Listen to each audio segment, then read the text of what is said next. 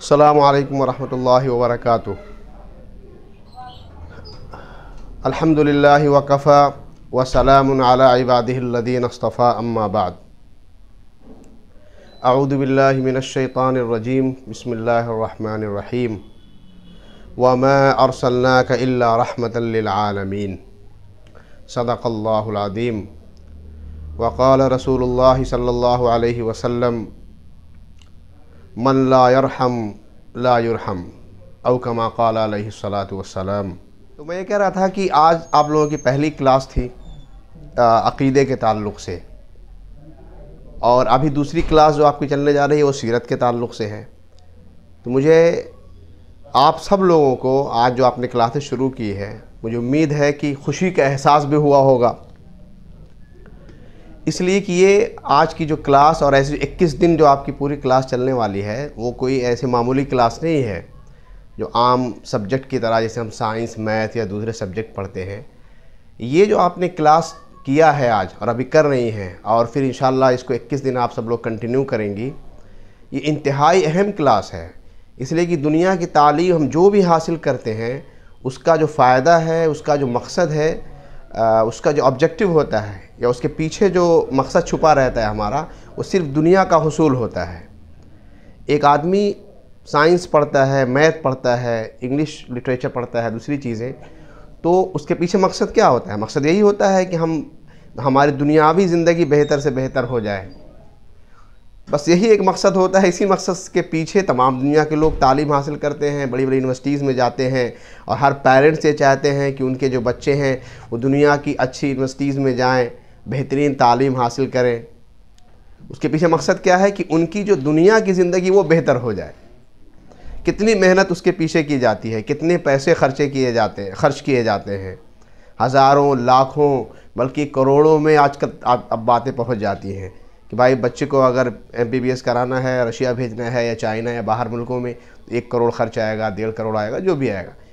اچھا، وہ پڑھ کے انسان آتا ہے، جب پوسٹ ڈاک یا ایک PhD کے بعد اس کی عمر تقریباً 40-45 کی ہو جاتی ہے۔ اب اس کی جو بقیہ عمر ہے 20-25 سال کی، اس 20-25 سال 15 جو بھی اللہ نے اس کی عمر دی ہے، اس کو مفید بنانے کے لیے، اس کو ایک لیوشلی انداز میں گزارنے کے لیے، لگزریس لائف بنانے کے لیے ہم نے گزشتہ 40 سال محنت کیا۔ آج آپ لوگوں نے جو کلاس جوائن کیا ہے، یہ میں کوئی ایسی ہی ایک بات نہیں کہہ رہا ہوں کہ جو بس رٹی رٹائی یا کہیں سے کوئی سنی ہوئی بات ہے، بلکہ یہ دل سے میں کہہ رہا ہوں، اور آپ لوگوں کو بھی سمجھیے اچھے سے کہ آج کی کلاس اور ایسے آنے والی 21 دن کی جو کلاس ہے، یہ عقائد ہیں، اس میں قرآن ہے، اس میں اخلاق ہے، اس میں اللہ کے رسول کی صورت ہے، کی سیرت ہے، اس میں گویا کہ یہ 21 دن، جیسا کہ میں نے کل آپ سے انٹروڈکشن میں کہا تھا، پوری زندگی کو بدل دینے والا ہے۔ یعنی یہ 21 دن لائف چینجنگ ہونا چاہیے، یہ میرے لیے بھی ہونا چاہیے اور آپ کے لیے بھی ہونا چاہیے۔ ایسا نہیں کہ ہم لوگ یا جو اساتذہ آپ کو تعلیم دیں گے وہ اس سے بری ہیں، نہیں۔ انسان کا ایک ایک لمحہ، ایک ایک دن، ایک ایک منٹ قیمتی ہوتا ہے۔ اب 1 منٹ، 1 لمحہ، 1 دن جو بھی ہے، اگر ہم اس میں آگے نہیں بڑھے دین کے اعتبار سے، تو ہمارا بہت بڑا نقصان ہو گیا۔ تو 21 دن آپ کی لائف کو بدلنے والا ہونا چاہیے کہ آج آپ نے عقائد میں جو پڑھا، جو سیکھا، اس کو غور کریے، ذہنوں میں بٹھائیے، سیرت کے واقعات میں جو آپ سنیں گے اس کے مطابق، اس کے اکارڈنگ اپنے لائف کو چینج کرنے کی کوشش کریے۔ اس کا ریفلیکشن ہونا چاہیے آپ کی لائف میں، آپ کے بیہیویئر میں، اپنے پیرنٹس کے ساتھ، اپنے بھائیوں کے ساتھ، اپنے فیملی کے دوسرے ممبرز کے ساتھ، اپنے پڑوسیوں کے ساتھ، اپنے سہیلیوں کے ساتھ، دوستوں کے ساتھ، سب کے ساتھ۔ نبی کریم علیہ الصلوۃ والسلام کے ساتھ جو لوگ جڑ جاتے تھے صحابہ کرام، فائدہ تو یہی ہوتا تھا، ان کی لائف میں ایسی چینج اور ایسی تبدیلی آتی تھی کہ وہ حیران کن اور سرپرائزنگ ہوتی تھی لوگوں کے لیے کہ ہو کیسے گیا راتوں رات میں۔ تو یہ 21 دن، میں پھر اس کو بار بار 21 دن میں اسٹریس کر رہا ہوں، اس کو بار بار تاکید کے ساتھ بول رہا ہوں کہ اس کا آپ پلیز برائے کرم آپ سب جو ہماری اسلامی بہنیں ہیں جو جوائن کیے ہیں، ماشاءاللہ کل میں نے انٹروڈکشن میں تھا، مجھے خوشی ہوئی کہ آپ سب لوگ، کوئی 9th ہے، کوئی 10th ہے، کسی کا 11th ہوا ہے، کوئی میکسیمم کوئی میرے خیال سے گریجویشن تک ہوگا۔ تو یہ عمر بھی بہت زیادہ قیمتی ہے۔ یہ جو عمر ہے نا، یہ ٹین ایجر والی جو عمر ہوتی ہے، یہ اتنی قیمتی ہے کہ اس کا اندازہ نہیں کر سکتے ہم لوگ۔ اسی میں انسان بگڑ جاتا ہے، اسی میں بن جاتا ہے۔ اگر اس میں بن گیا تو لائف ٹائم کے لیے بن گیا. اگر اس میں زندگی گڑبڑ ہو گئی، اس میں اگر دلوں میں بگاڑ پیدا ہو گیا، اخلاق میں، معاملات میں، ہمارے عقیدے میں اگر بگاڑ پیدا ہوا تو اس کا اثر پھر پوری زندگی رہتا ہے. تو یہ سمجھ لیجئے کہ 21 دن آپ محنت کریں، اچھے سے پڑھیں، تمام کلاس کو جوائن کریں، اور صرف ایک مقصد سے بس آپ لوگ پڑھیے. اگرچہ آپ لوگوں کا مقصد بھی وہی ہے، کیونکہ اس میں کوئی آپ کو ایسا بڑا سرٹیفکیٹ نہیں ملنے والا ہے جس کو دکھا کر آپ کوئی بڑی نوکری حاصل کر لیں. کوئی ایسا آپ کو کچھ بھی نہیں ملے گا کہ اس کو دکھا کر آپ کسی آکسفورڈ میں یا کسی دنیا کی دوسری یونیورسٹیز میں داخلہ لے لیں، یا کوئی کہے کہ یہ بہت ویلیویبل آپ کے پاس چیز ہے دنیاوی اعتبار سے. اس کی ویلیو تو آپ کو اللہ کے یہاں پتہ چلے گی کل قیامت کے دن. کل جب انسان دنیا سے جائے گا، اس کی آنکھ بند ہوگی، اس وقت اندازہ ہوگا کہ یہ کیا تھی، یعنی کہ کتنا اہم معاملہ تھا. ایک عربی کا شعر ہے، مجھے ذہن میں آتا ہے، اور میں عام طور سے بیانات میں اس کو بولتا بھی رہتا ہوں. عربی کا ایک شعر ہے بڑا اچھا، جس میں وہ اس طرح کہتے ہیں کہ وَسَوْفَ تَرَىٰ إِذًا كَشَفَ الْغُبَارُ أَفَرْسٌ تَحْتَ رِجْلِكَ أَمْ حِمَارُ. یعنی شاعر کہتا ہے کہ جب یہ گرد و غبار چھٹ جائے گا، ہوتا ہے کبھی آندھی آ جائے، اگر آپ کوئی اس طرح کے ایریے میں گئے ہوں، کبھی راجستھان وغیرہ کے ایریے میں جہاں آندھی طوفان چلتا ہے، تو دھول اور مٹی اور جو اڑتی ہے ایسے ہی سب کو ڈھک جاتا ہے، پتہ نہیں چلتا یہ کیا ہے نا. تو شاعر کہتا ہے کہ جب یہ غبار چھٹے گا نا، وَسَوْفَ تَرَىٰ إِذًا كَشَفَ الْغُبَارُ، تب آپ کو پتہ چلے گا أَفَرْسٌ تَحْتَ رِجْلِكَ أَمْ حِمَارُ، کہ آپ جس سواری پہ سوار ہیں وہ گھوڑا ہے یا گدھا ہے. ابھی کچھ نہیں پتہ ہے. اس دنیا میں ہم جس ڈگری کے لیے، جن نوکریوں کے لیے، اور جس مادہ کے حصول کے لیے چیزوں کے اتنی محنت کرتے ہیں، اپنی جان لڑا دیتے ہیں، اور اس کے پیچھے کیا ہوتا ہے کہ ہم اپنی مین باتیں بھول جاتے ہیں، آخرت کو بھلا دیتے ہیں، ہمیشہ کی زندگی اس کو بھلا دیتے ہیں. جب آنکھ بند ہوگی اسی وقت اندازہ ہو جائے گا کہ ہم نے جو دنیا میں محنت کیا تھا، کہ کیا یہ 21 دن والا ورکشاپ آپ کو اللہ کے یہاں فائدہ دے رہا ہے، یا آپ کی زندگی کی جو دوسری مشغولیات ہے، جو دوسرے کام، جو دوسری تعلیمیں، وہ کام دے رہے ہیں. سب کچھ اہم ہے. میں یہ نہیں کہتا کہ آپ جو تعلیم حاصل کر رہی ہیں وہ اہم نہیں ہے. ہم لوگوں نے بھی یونیورسٹی میں پڑھا ہے، میں یہ نہیں کہتا ہوں کہ وہ اہم نہیں ہے، وہ بھی اہم ہے. لیکن اگر ہم اس کے پیچھے سب کچھ بھلا دیں، اللہ کو بھلا دیں، اللہ کے رسول کی سیرت کو بھلا دیں، قرآن کو بھلا دیں، اپنے عقیدوں کو بھلا دیں، تو یہ بہت بڑا خسارہ ہے، بہت بڑا خسارہ ہے. اللہ کے ہاں بہت بڑا خسارہ ہے. قرآن پاک کی ایک آیت اس پر شاہد ہے، جس میں اللہ تبارک و تعالیٰ نے بعض چیزوں کا ذکر سورہ واقعہ میں اللہ نے فرمایا ہے بعد میں، أَفَبِهَذَا الْحَدِيثِ أَنْتُمْ مُدْهِنُونَ، یعنی قرآن کا یہ مقام ہے، إِنَّهُ لَقُرْآنٌ كَرِيمٌ فِي كِتَابٍ مَّكْنُونٍ لَا يَمَسُّهُ إِلَّا الْمُطَهَّرُونَ. قرآن ایسی بڑی کتاب ہے جس کو فرشتے صرف چھوتے ہیں. کہاں ہے؟ لوح محفوظ میں ہے. اللہ نے فرمایا اس کتاب کے تعلق سے، اس کتاب کے بارے میں سستی ہو رہی ہے، مداہنت ہو رہی ہے، دنیا کا سارا کام ہو رہا ہے، اسی میں کام نہیں ہو رہا. تو آپ یاد رکھیں کہ کل جب دنیا سے جائیں گے تب ہمیں اندازہ ہوگا انشاءاللہ، ہمیں بھی اور آپ سب لوگوں کو، کہ ہم نے کتنا بابرکت اور کتنا قیمتی اور کتنا اہم اب یہ کورس جوائن کیا تھا. بہرحال آپ کی ایک کلاس ہو گئی ہے جس کا تعلق عقیدے سے تھا. مجھے امید ہے کہ آپ لوگوں کو فائدہ ہوا ہوگا، بنیادی چیزیں سمجھ میں آئی ہوں گی. اب دوسری کلاس آج آپ کی سیرت پہ ہے. اب سیرت پہ جو آپ کی کلاس چل رہی ہے، میں نے آپ کے سامنے ایک قرآن پاک کی آیت پڑھی ہے. اب دیکھیے، اللہ کے رسول علیہ الصلوۃ والسلام جو سب سے پہلے آخری نبی ہیں، نبی کریم علیہ الصلوۃ والسلام آخری نبی ہیں، آخری رسول ہیں. یہ عقیدے کے اعتبار سے ابھی یہ سمجھ لیجئے، یہ بھی عقیدے کا پارٹ ہے، کوئی الگ سے کوئی حصہ نہیں ہے. دنیا میں اللہ نے 1,00,000 سے زیادہ انبیاء کرام بھیجے ہیں، اور رسول سب ملا کے 1,24,000 سے زیادہ کہا جاتا ہے، جس میں نبی کریم علیہ الصلوۃ والسلام سب سے آخر میں تشریف لائے، سب سے آخر میں آپ لائے. اور آپ کے بعد اب اس دنیا میں نہ کوئی نبی آئے گا، نہ کوئی رسول آئے گا. فنش، بات ایک دم ختم ہو گئی ہے.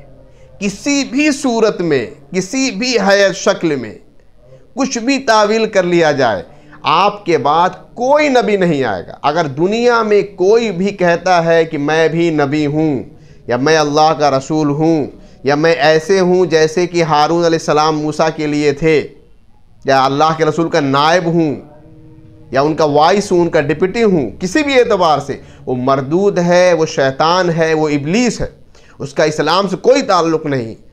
وہ چاہے اخلاق میں، معاملات میں، قرآن میں، حدیث کی تعلیم میں جتنا بھی آگے بڑھا ہوا ہو، لیکن وہ گمراہ ہے۔ نبی کریم علیہ السلام نے فرمایا کہ اس وقت تک قیامت نہیں آئے گی یہاں تک کہ دجالوں کی ایک بڑی تعداد دنیا میں آئے۔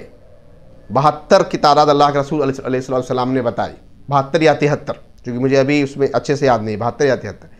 فرمایا اللہ کے رسول نے سارے کے سارے دعویٰ کریں گے کہ وہ نبی ہیں، لیکن وہ دجال ہوں گے، کذاب ہوں گے۔ اس لیے عقیدے کی بات آج ہی سمجھ لیجئے، اللہ کے رسول صلی اللہ علیہ وسلم کے بعد کوئی نبی نہیں، کوئی رسول نہیں۔ اب اللہ کے رسول آخری نبی ہیں۔ انبیاء کرام کیوں دنیا میں تشریف لائے؟ ان کے دنیا میں آنے کا مقصد کیا تھا؟ دنیا میں آنے کا مقصد یہ تھا کہ ہم اس دنیا میں ویسی زندگی گزاریں جیسی زندگی اللہ ہم سے گزروانا چاہتے ہیں۔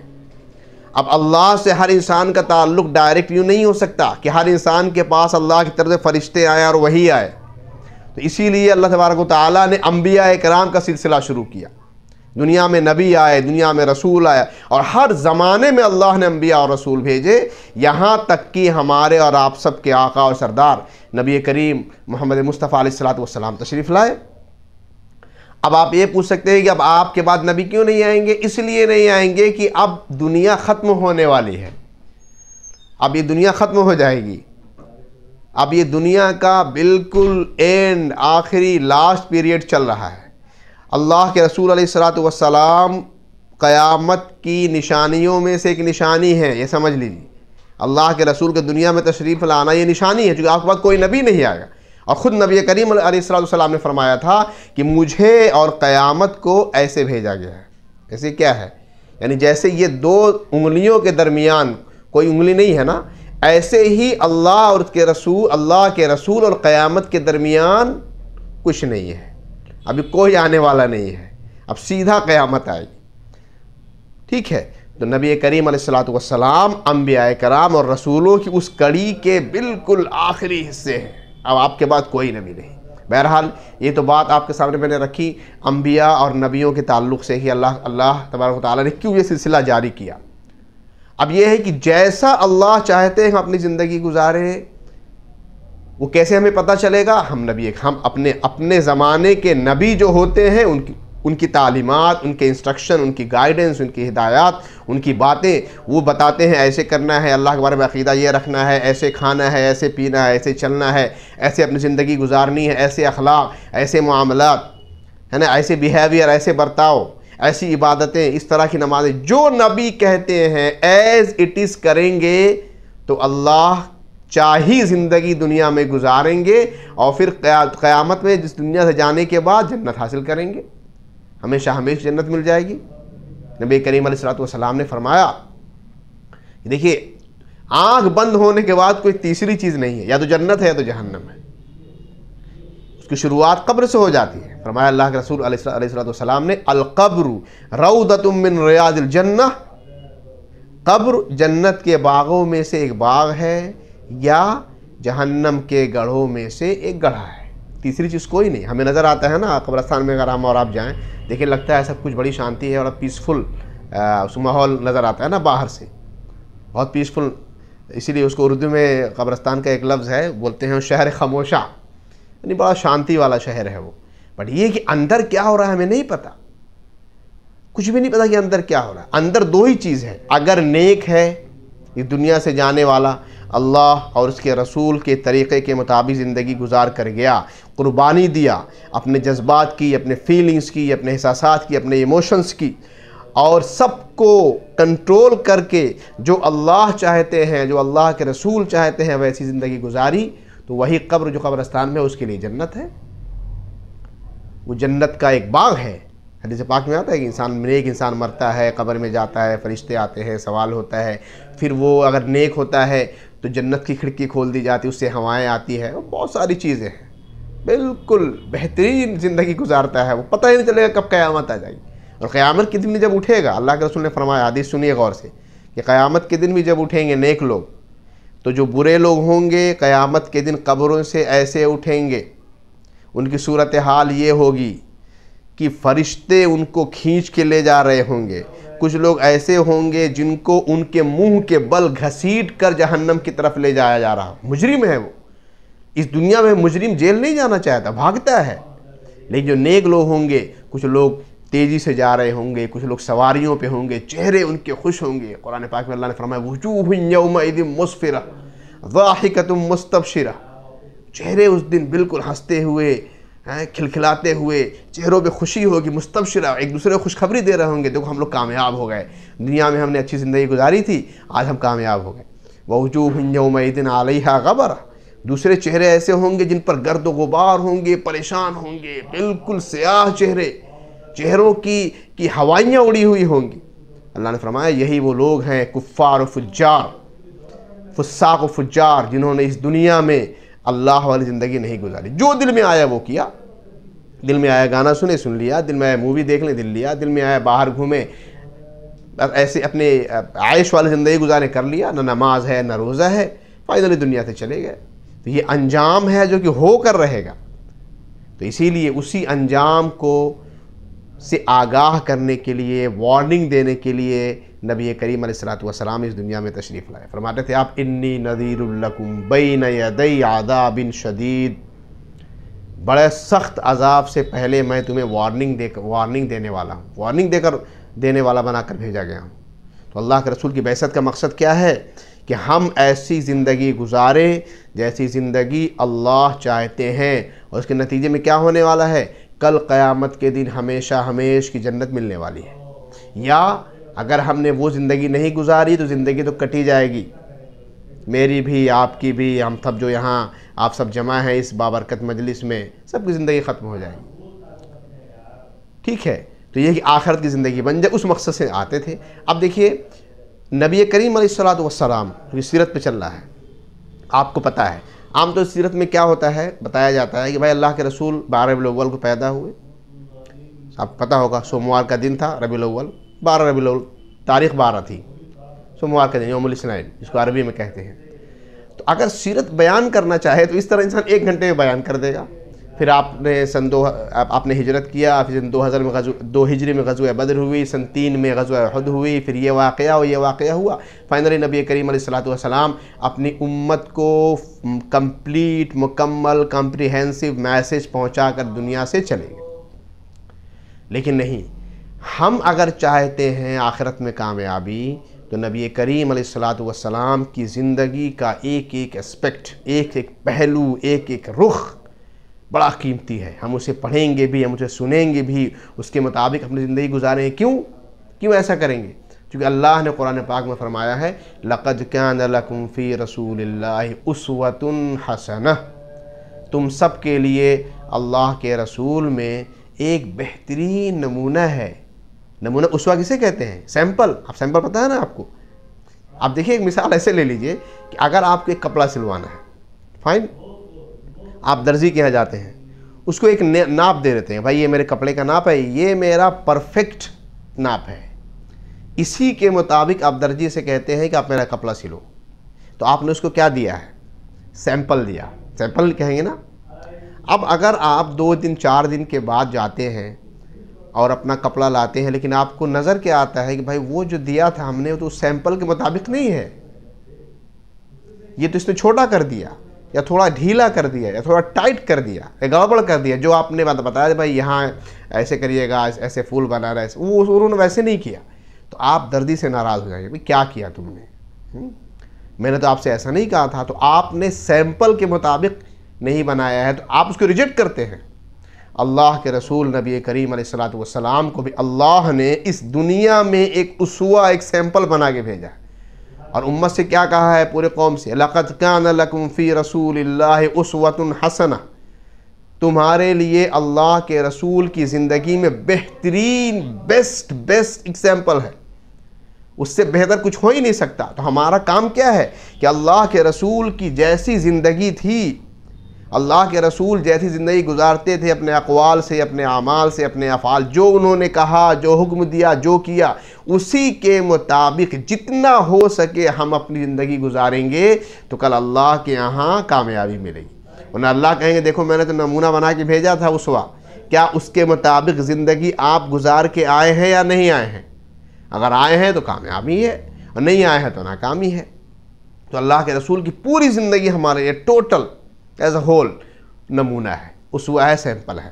اب آج آپ کے سامنے کی باتیں کافی آ چکی ہیں، بٹ ایک ہی اسپیشلی میں فوکس کرنا چاہ رہا تھا، جو ایک پہلو ہے ہیومینٹی کے لیے، لوگوں کے لیے اللہ کے رسول علیہ الصلوۃ والسلام رحم دل تھے، آپ کائنڈ تھے، آپ مرسی تھے، جس کو اللہ نے فرمایا وَمَا أَرْسَلْنَاكَ إِلَّا رَحْمَةً لِلْعَالَمِينَ، اے نبی ہم نے آپ کو پوری دنیا کے لیے، پورے جہان کے لیے رحمت بنا کر بھیجا ہے، پوری دنیا کے لیے آپ رحمت، مرسی کسے کہتے ہیں؟ رحمت ہر شخص کے لیے، جہاں تک کہ جانوروں کے لیے، جمادات کے لیے، حیوانات کے لیے، سب کے لیے آپ رحمت تھے۔ آپ کو مثال بھی دے دیں گے آپ کو، دیکھیے اللہ کے رسول علیہ الصلوۃ والسلام جا رہے ہیں راستے میں، ایک بوڑھی عورت ہے، بہت مطلب آتھینٹک حدیثوں سے میں بیان کروں گا، میں ادھر ادھر سے نہیں، جو آتھینٹک چیزیں ہیں وہی آپ کے سامنے آئے گی۔ آپ جا رہے تھے، ایک عورت، بوڑھی عورت لکڑی کا گٹھر لے کے جا رہی تھی۔ اللہ کے رسول علیہ الصلوۃ والسلام فرمایا کہ کیا میں آپ کا گٹھر آپ کے گھر پہ پہنچا دوں؟ وہ عورت بڑی خوش ہو گئی۔ اللہ کے رسول نے اس لکڑی کا پورا گٹھر اٹھایا اور اس کو ان کے گھر تک پہنچایا۔ یہ ایک مثال ہے، ایک بوڑھے شخص، ابوبکر صدیق رضی اللہ تعالیٰ عنہ کے والد ابو قحافہ، فتح مکہ کے موقع پر حضرت ابوبکر صدیق رضی اللہ تعالیٰ اپنے والد کو لے کر آتے ہیں کہ اللہ کے رسول میں ان کو لے کر آیا ہوں ایمان و اسلام کے لیے۔ تو اللہ کے رسول نے جب ان کی عمر دیکھا کہ بڑے بوڑھے ہو گئے ہیں، بہت زیادہ ضعیف تھے، اور فرمایا کہ ارے بھائی حلا ترکتہ فی بیتہ، ان کو گھر پہ کیوں نہیں چھوڑ دیا، میں خود آ جاتا، بھائی میں خود آ جاتا، ان کو کیوں ان کو دقت میں ڈالا، بھائی بوڑھے ہیں، ان کو آنے میں یہاں پریشانی ہوئی ہوگی۔ اب یہ کون کہہ رہا ہے؟ اللہ کے رسول کہہ رہے ہیں، فاتح مکہ، مکہ فتح ہوا ہے، آپ اس کو سمجھیے اچھے سے، مکہ فتح ہوا ہے، اب بڑی مشقت اور محنت، 23 سال کی مستقل جد و جہد، پریشانیاں، مصیبت، دقتیں اور ظلم و ستم سہنے کے بعد، اتنی بڑی بڑی قربانیاں دینے کے بعد مکہ فتح ہوا۔ اور آپ جب جاتے ہیں مکے میں تو کیا ہوتا ہے؟ کہتے ہیں کہ ان کو گھر پہ کیوں نہیں چھوڑ دیا، میں خود گھر پہ آ جاتا، ان کو یہاں لانے کی کیا ضرورت تھی؟ بڑوں کے ساتھ آپ کا کیا رویہ رہا ہے؟ اب ہم اگر اپنی زندگیوں میں دیکھیں تو ایسے کرسی پہ بیٹھ گئے ہیں، ممی بڑی ہیں، پاپا بھی بڑے ہیں، بڑے بہن ہیں، بڑے بھائی ہیں، گھر میں بڑے لوگ ہیں، بیٹھے سوچ نہیں کوئی نہ کوئی ہمیں لا کے دے دے سامان تب ہم کھائیں گے۔ پانی بھی اٹھ کے انسان نہیں پی سکتا، ممی سے مانگے گا، پاپا سے مانگے گا، یا گھر کے بڑے لوگوں سے مطالبہ کرے گا، گھر کا چھوٹا ہے پیارا ہے۔ ہمیں سیرت سے ہمیں یہی سب سیکھنا ہے کہ جو کام ہے ہمیں خود کرنا ہے، بڑوں کا احترام کرنا ہے، کوئی بوڑھی عورت ہے اس کا احترام کرنا ہے، یہاں تک کہ بچوں پر شفقت اور رحمت بہت بڑا حصہ ہے۔ نبی کریم علیہ الصلوۃ والسلام جب کسی چھوٹے بچے کو دیکھتے تھے تو آپ اس سے پیار اور محبت سے پیش آتے تھے، اس کو گود میں اٹھاتے تھے، اس کو چومتے تھے۔ یہ بہت مشہور حدیث پاک میں آتا ہے، ایک واقعہ ہے کہ ایک صحابی تشریف لائے اور آپ نے دیکھا کہ اللہ کے رسول علیہ الصلوۃ والسلام کسی بچے کو، حضرت حسن حسین یا کوئی اور، اس کو آپ جو ہے گود میں اٹھا کے چوم رہے ہیں۔ انہوں نے، صحابی نے کیا کہا؟ یا رسول اللہ ان لی 10 من الولد ما قبلت منہم احدا، 10 لڑکے ہیں میرے، میں نے کبھی آج تک ان میں سے کسی کو کس نہیں کیا ہے، کبھی چوما نہیں ہے۔ تو اللہ کے رسول نے فرمایا کہ جب تمہارے دل سے رحم کا مادہ ہی نکال دیا گیا ہو تو میں کیا کر سکتا ہوں؟ پھر آپ نے بہت مشہور جملہ فرمایا تھا، من لا یرحم لا یرحم، جو رحم نہیں کرتا ہے دوسروں پر، اس پر بھی رحم نہیں کیا جاتا۔ الراحمون فی الارض، زمین میں جو دوسروں پر رحم کرتے ہیں اللہ ان پر یرحمہم الرحمن، رحمان ان پر رحم کرتا ہے۔ تو اگر ہم دوسروں کے ساتھ شفقت کے ساتھ پیش آئیں گے، محبت کے ساتھ پیش آئیں گے، چاہے وہ بڑا ہو، چاہے وہ چھوٹا ہو، چاہے وہ جوان ہو، چاہے وہ چھوٹا بچہ ہو، چاہے وہ کوئی ہو، اگر وہ محتاج ہے، وہ پریشان ہے، تو ان پر شفقت کے ساتھ اور محبت کے ساتھ پیش آنا۔ یہ دیکھیے، اگر آپ کہہ سکتے ہیں بھئی یہ تو صرف مسلمانوں کے ساتھ ہو گیا۔ ایک یہودی بچہ تھا، چھوٹا یہودی بچہ، جو نبی کریم علیہ الصلوۃ والسلام کی خدمت کیا کرتا تھا، بہت مشہور واقعہ ہے وہ بھی حدیث کا۔ وہ بیمار پڑ گیا، اللہ کے رسول علیہ الصلوۃ والسلام اس کو دیکھنے کے لیے تشریف لے گئے، اس کی عیادت کے لیے، بالکل آخری چل رہا تھا اس کا، اور کھڑے ہو گئے۔ اب اس کا باپ بھی وہی کھڑا ہے، تو اللہ کے رسول اس کو ایمان کی تلقین دے رہے ہیں، اسلام کی طرف بلا رہے ہیں، بچہ ہے۔ اب اس نے، بھائی ظاہر ہے بچے پہلے ماں باپ کو دیکھتے ہیں، تو اس بچے نے اپنے باپ کو ایک کی طرف ایسے دیکھا تو اس کے باپ نے بھی کیا کہا کہ ٹھیک ہے، ابو القاسم، یعنی اللہ کے رسول کا لقب تھا ابو القاسم، ابو القاسم کی اطاعت ہی ابو القاسم، او آتی اطاعت کرو ان کی جو کہہ رہے ہیں۔ چنانچہ اس بچے نے پڑھا کلمہ طیبہ اشہد ان لا الہ الا اللہ واشہد ان محمد رسول اللہ۔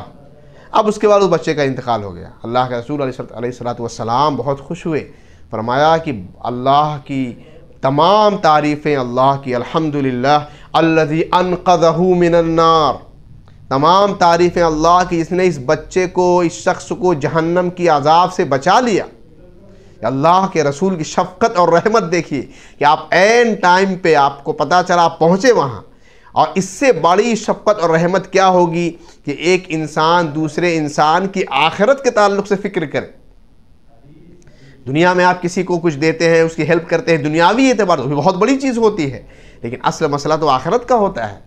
اگر آخرت میں کامیاب ہو گیا اور اس کامیابی کی طرف کسی نے رہنمائی کر دیا اور سچے پکے دل سے ایک دم اخلاص کے ساتھ، ایک درد کے ساتھ اگر رہنمائی کرتا ہے، سب سے بڑی کامیابی ہے۔ جہنم کی آگ سے اگر انسان بچ گیا، وہی تو اصل کامیاب ہے۔ بھائی دنیا میں اگر انسان پریشانی اٹھا بھی لیا، مشقت اٹھا بھی لیا، دقتیں اٹھا بھی لیا، لیکن دنیا کی زندگی تو کٹ جانی ہے۔ کل من علیہا فان، اس کائنات، اس سرزمین میں جو کچھ ہے سب کچھ ختم ہونے والا ہے۔ وَيَبْقَى وَجْهُ رَبِّكَ ذُو الْجَلَالِ وَالْإِكْرَامِ، اللہ کی ذات باقی رہنے والی ہے۔ خود قرآن پاک کی آیات میں بھی اللہ کے رسول علیہ السلام نے، اللہ نے فرمایا ہے کہ جو جہنم سے بچا لیا گیا، وَمَنْ زُحْزِحَ عَنِ النَّارِ وَأُدْخِلَ الْجَنَّةَ فَقَدْ فَازَ، جو جہنم کی آگ سے بچا لیا گیا اور جنت میں داخل کر دیا گیا، وہی کامیاب ہے۔ سب سے بڑا کامیاب وہی ہے، کامیابی اصل وہی ہے۔ اس کی ابتدا کہاں سے ہوتی ہے؟ ایمان سے، عقیدے سے، دلوں میں رحمت سے۔ آپ کا دل اور ہمارا دل، اس میں رحم ہونا چاہیے، وہ مرسی ہو لوگوں کے لیے، دل تڑپے لوگوں کے لیے، لوگوں کی پریشانیوں پر خوش نہ ہو، چاہے وہ رشتہ دار ہو۔ کبھی ہوتا ہے کہ ہمارے جو رشتہ دار ہوتے ہیں جنہوں نے ہمارے ساتھ برا برتاؤ کیا ہے، ہمارے خاندان والے، ہمارے گھر والے، پڑوسی، تو اگر ان پر کوئی مشقت پریشانی ہوتی ہے تو ہمیں خوشی ہوتی ہے۔ یہ دل میں کبھی نہیں ہونا چاہیے۔ کسی کی مشقت، کسی کی پریشانی، کسی کی مصیبت پر اپنے دلوں میں خوشی کا احساس بھی اگر پیدا ہو جائے تو مطلب یہ ہے کہ رحمت کا مادہ ابھی پیدا نہیں ہوا ہے، اور یہ بڑی خطرناک چیز ہے۔ تو اسی لیے ہم اللہ کے رسول علیہ الصلوۃ والسلام کی زندگی کے واقعات سے یہ بھی سیکھیں۔ میں نے آپ کے سامنے واقعہ، یہ بہت کم میں نے واقعہ بیان کیے، بہت سینکڑوں واقعات آپ کو ملیں گے اللہ کے رسول علیہ الصلوۃ والسلام کی رحم کے۔ حضرت انس رضی اللہ تعالیٰ عنہ ایک بچے تھے چھوٹے۔ دیکھیے جب اللہ کے رسول مدینہ اس تشریف لے گئے نا ہجرت کر کے، تو ہر کچھ لوگوں نے کچھ نہ کچھ اللہ کے رسول کو ایز اے گفٹ دیا تھا۔ یہ بہت بڑی شخصیت آ رہی ہے نا، یہ معمولی واقعہ نہیں ہے نبی کریم علیہ الصلوۃ والسلام کا مدینہ جانا۔ یہ بہت بڑے واقعات میں سے ایک واقعہ ہے۔ ایک صحابی کہتے ہیں کہ جس دن اللہ کے رسول مدینہ تشریف لائے تھے، مدینے نے ایسا روشن دن نہیں دیکھا۔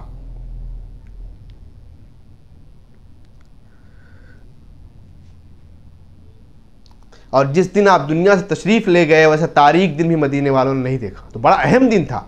تو جو مدینے میں اتنی خوشی تھی، لوگ جو ہے مارکیٹ میں تھے، بازاروں میں تھے، اور لوگ جو ہے نعتیں پڑھ رہے تھے، خوشی کا ہمارے عید کا ماحول ہوتا ہے، دوسرے جو اس طرح کے فنکشن ہوتے ہیں، بہت مشہور وہ اشعار بھی ہیں، بہت مشہور وہ اشعار ہیں جو عربی میں کوٹ کیے جاتے ہیں۔ طلع البدر علینا من ثنیات الوداع، ہے نا، چاند ہم پر آ گیا ہے، گویا کہ چاند نکل گیا، اللہ کے رسول کے آئے چاند آ گیا ہے نا۔ اس طرح کے بہت لمبے اشعار ہیں، اشعار بھی پڑھے گئے تھے۔ تو ہر انسان نے کچھ نہ کچھ لے جا کے دیا اللہ کے رسول کو تحفے کے طور پہ۔ حضرت انس رضی اللہ تعالیٰ عنہ چھوٹے بچے تھے، ان کی والدہ ام انس، ان کے پاس کچھ نہیں تھا، غریب خاتون تھی۔ وہ حضرت انس کو اللہ کے رسول کی خدمت میں لے گئی اور فرمایا کہ میرے پاس کچھ نہیں ہے اللہ کے رسول، تو میں آپ کی خدمت کے لیے اپنے اس بیٹے کو دیتی ہوں، یہ آپ کا خادم رہے گا پوری لائف ٹائم۔ چنانچہ حضرت انس رضی اللہ تعالیٰ عنہ نے پوری زندگی اپنی، جب تک اللہ کے رسول زندہ تھے، کہ آپ کی خدمت پہ گزاری۔ فرماتے ہیں خدمت رسول اللہ 10 سنین، میں نے اللہ کے رسول کی 10 سال خدمت کیا ہے، 10 سال۔ ان 10 سالوں میں اللہ کے رسول نے نہ کبھی مجھے مارا، نہ کبھی ڈانٹا، نہ کبھی برا بھلا کہا، نہ کبھی یہ کہا کہ یہ کام کیوں کیا، نہ کبھی یہ کہا کہ یہ کام کیوں نہیں کیا۔ یہ معمولی واقعہ نہیں ہوتا ہے۔ ہمارے تو انڈر جو رہتے ہیں، جو کام کرنے والے ہوتے ہیں، عام طور سے گھروں میں بھی کام کرنے والے، آپ کیسا برتاؤ ہوتا ہے لوگوں کا، لیکن نبی کریم علیہ السلام کا برتاؤ دیکھیے بچے کے ساتھ ایسا رہا ہے۔ تو اللہ کے رسول کی سیرت کا یہ جو رحم والا پہلو ہے فار ہیومینٹی، یہ بہت اہم پہلو ہے۔ یہ رحم کا مادہ اگر دلوں میں پیدا ہو جائے، اگر اچھے سے جیسے پیدا ہو جانا چاہیے، تو کامیابی کی ضمانت کی پہلی سیڑھی ہوتی ہے، گارنٹی ہوتی ہے کہ اب انسان چونکہ اس دل میں رحم کا مادہ پیدا ہو گیا ہے۔ تو اللہ کے رسول کی سیرت کی زندگی سے کا یہ پہلو میں نے آپ کے سامنے بیان کیا، چونکہ ٹائم اتنا نہیں رہتا کہ بہت کچھ بیان کیا جائے، بہت شارٹ میں نے آپ سے یہ باتیں کہی ہیں۔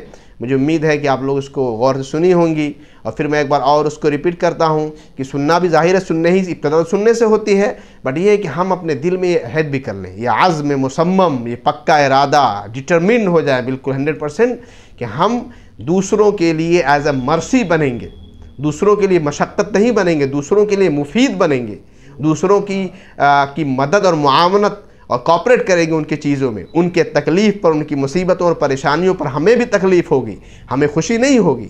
اگر ایسے اپنی زندگی گزار لیں تو کل اللہ جو سب سے بڑے رحم کرنے والے ہیں، رحیم بھی ہیں، رحمان بھی ہیں، کل اللہ ہم پر بھی رحم کریں گے۔